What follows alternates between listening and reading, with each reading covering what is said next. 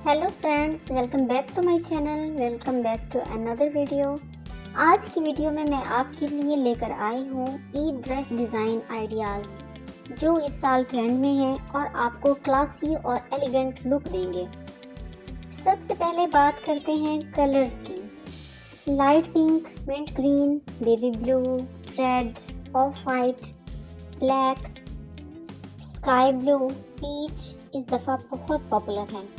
अगर आप सॉफ्ट और ग्रेसफुल लुक चाहती हैं तो इन कलर्स में सिंपल एम्ब्रॉयडरी वाला सूट परफेक्ट रहेगा। अगर आप बोल्ड लुक चाहती हैं तो डीप कलर्स ट्राई करें। Maroon, bottle green, royal blue with gold embroidery आपको रॉयल फील देंगे।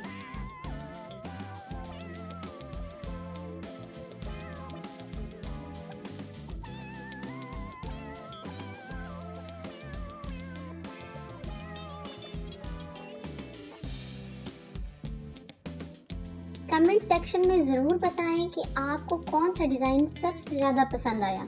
वीडियो को लाइक करें, चैनल को सब्सक्राइब करें और अपने फ्रेंड्स के साथ शेयर करना ना भूलें। अल्लाह हाफिज़।